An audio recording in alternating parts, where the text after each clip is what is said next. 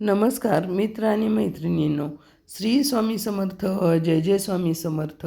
आजची ही विशेष माहिती आम्ही तुमच्यासाठी खास घेऊन आलेलो आहोत. चुकूनही हा व्हिडिओ माहिती स्किप करू नका. हा व्हिडिओ संपूर्ण ऐका, जेणेकरून तुम्हाला संपूर्ण माहिती मिळेल. तुमच्या घरातील तुळशीचे झाड कोरडे पडले आहे का? जर होय तर थांबा, कारण तुम्ही वनस्पती म्हणून उपटून टाकण्याची चूक करणार आहात. ते प्रत्यक्षात एक साधे कोरडे लाकूड नाही, तर आई लक्ष्मीची भेट आहे, जी तुमच्या झोपलेल्या नशिबाला जागी करू शकते. तुमची झोपलेली नियती जागृत करू शकते. तुम्ही जे लाकूड कचरा पेटीत टाकणार आहात, ते कचऱ्यामध्ये टाकण्याची चूक करू नका. तुमच्या आयुष्यातून गरिबीचे मूळ उद्ध्वस्त करण्याची अद्भुत शक्ती या लाकडामध्ये आहे. अद्भुत शक्ती असते हे तुमच्या लक्षात देखील येणार नाही. आज मी तुम्हाला त्या कोरड्या तुळशीच्या लाकडाविषयी शास्त्रोक्त पद्धतीने अतिशय गुप्त आणि प्रभावी उपाय सांगणार आहे, ज्यामुळे तुमच्या घरात आर्थिक संकट किंवा कंगाली कायमची संपेल. परंतु या माहितीसह व्हिडिओच्या मध्यभागी मी तुम्हाला एक अतिशय भयानक आणि विनाशकारी चुकीबद्दल देखील चेतावणी देणार आहे, जी लोक नकळतपणे करतात. तुळस सुकते तेव्हा काय करतात आणि या चुकीमुळे तुमच्या होणाऱ्या आयुष्यात कोणते बदल असतात, किंवा कुटुंबात भयंकर गरिबी दुःखाचा डोंगर अचानक कोसळतो.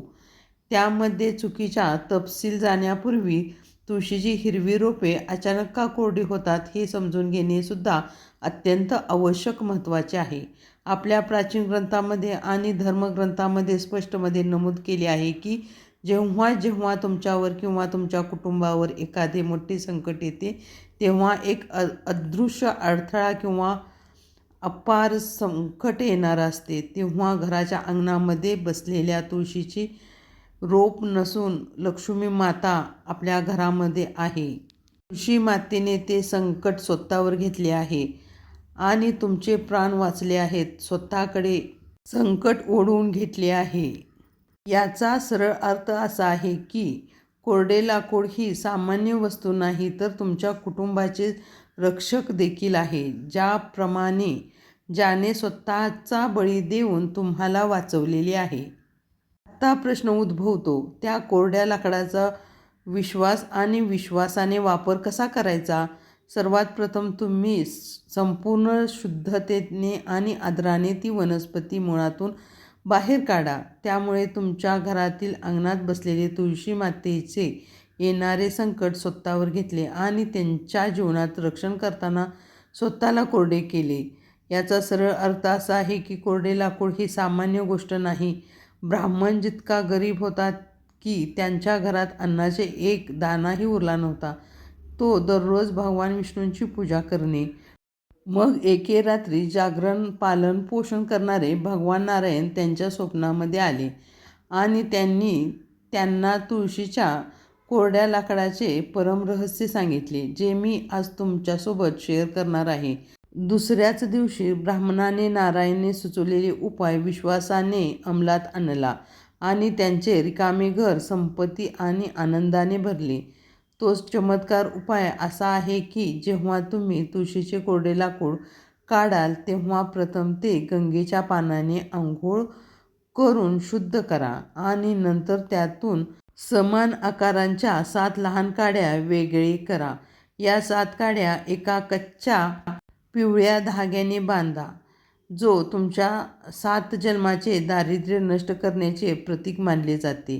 आत्ता लाकडाचे हे पवित्र बंडल तुमच्या घराच्या पूजेच्या ठिकाणी भगवान विष्णू आणि माता लक्ष्मी यांच्या मूर्तीसमोर किंवा चित्रासमोर ठेवावे आणि तिथे शुद्ध गाईचा तुपाचा दिवा लावायचा आहे आणि संपूर्ण एकाग्रतेने विष्णू सहस्त्रनामाचा जप करायचा आहे.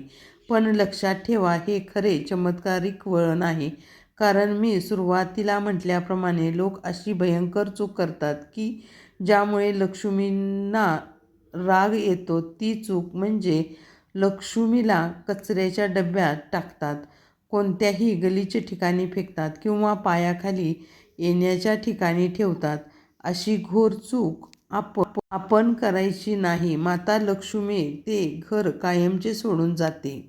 ते कर्करोगाशी जोडलेले आहे. म्हणून जरी तुम्हाला काही उपाय करू शकत नसाल तरी किमान ते एखाद्या पवित्र नदीमध्ये विसर्जित करावे किंवा स्वच्छ मातीमध्ये पसरून टाकावे.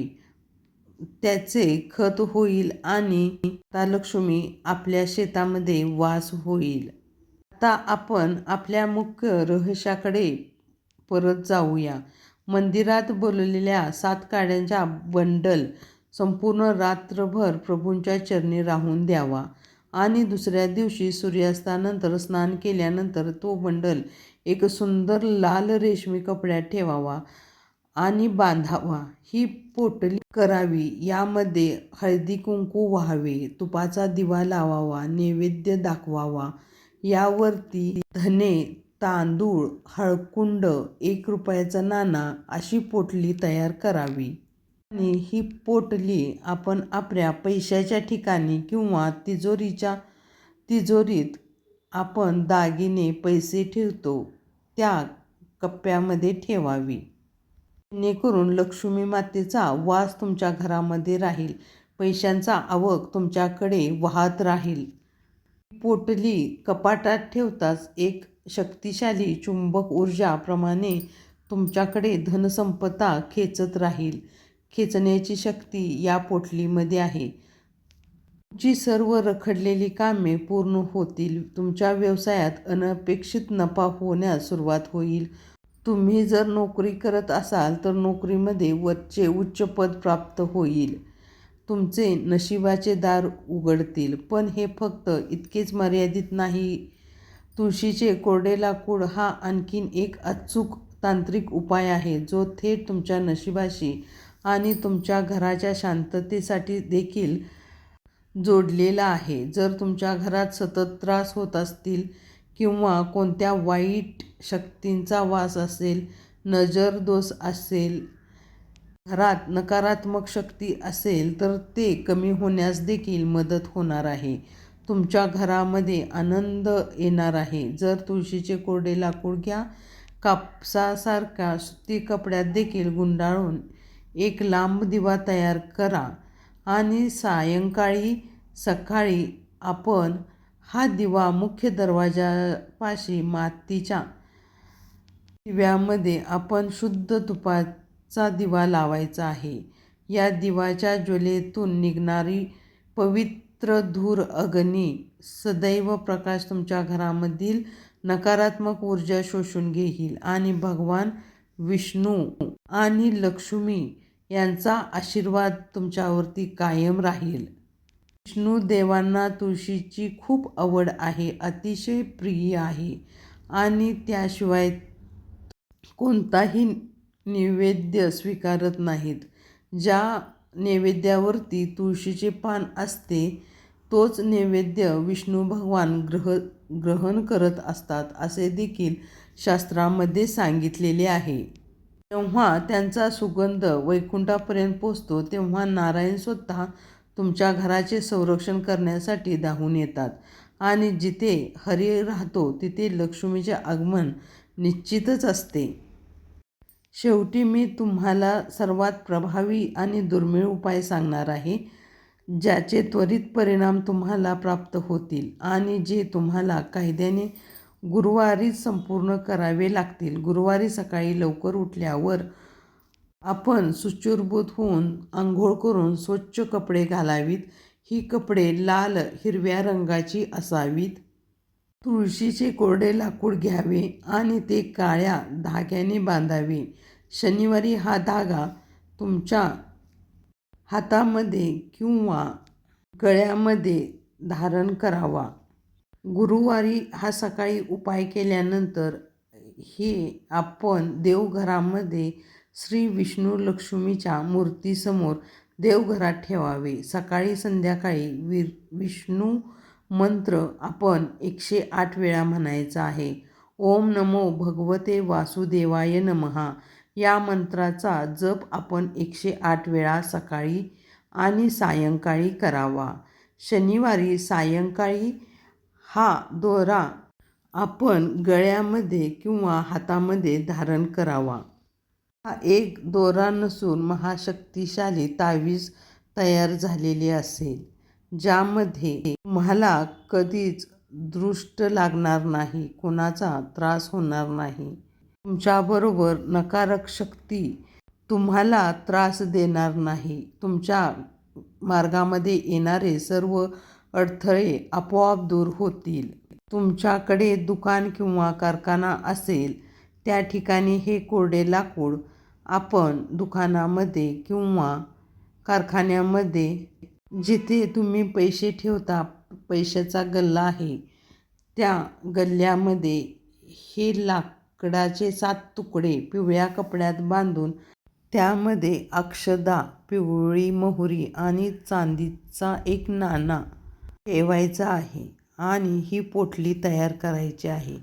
ही पोटली दररोज आपण दुकानातील देवपूजा झाल्यानंतर या पोटलीला अगरबत्तीने आपण 5 वेळा ओवाळावे, धूप द्यावे. त्याला स्वतःच फरक दिसेल आणि ग्राहकांची गर्दी वाढू लागेल. हा उपाय दररोज नित्यनियमित करावा. तुमच्या दुकानामधील सर्व वस्तू विकल्या जातील. दुसरा भाग सांगतो, जो की सुरुवातीला कथन केला होता. जेव्हा गरीब ब्राह्मण समृद्ध झाला, तेव्हा त्यांच्या मनात अहंकार आला. त्याने उपासनेचा धडा सोडून दिला आणि त्या पवित्र लाकडांचा अपमान करण्यास सुरुवात केली. त्याने लाल पोटली कपाटातून बाहेर काढली आणि ती पोटली बाहेर ठेवून दिली. त्याच रात्री त्याच्या घरात मोठी आग लागली. त्याने सर्व पैसे जळून खाक झाले आणि तो पुन्हा रस्त्यावर आला.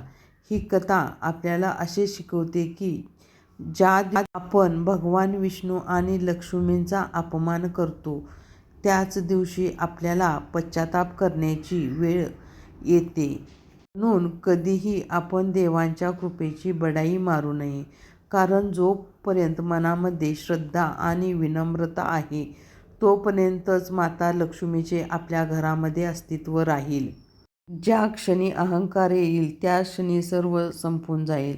म्हणून हा उपाय आपण गुप्तपणे करावा. त्याबद्दल कोणालाही सांगू नका, कारण तंत्रशास्त्राच्या उपायांचे परिणाम आपल्याला गुप्तपणे ठेवायचे असतात. जर तुम्ही हे सर्वांना उपाय सांगत राहिला तर त्याचे समान शक्ती राहणार नाही. शक्ती कमी जास्त होऊ शकते. तुम्ही लोकांचे लक्ष वेधून त्यांची दृष्ट तुम्हाला लागू शकते. तुमचे यश रोखून राहू शकते. म्हणून हे कुणालाही सांगायचे नाही. हा उपाय तुम्हाला कसा वाटला नक्कीच कमेंटमध्ये सांगा आणि कमेंटमध्ये श्री स्वामी समर्थ लिहायला विसरू नका. या चॅनेलला लाईक करा, शेअर करा, सबस्क्राईब करा. धन्यवाद.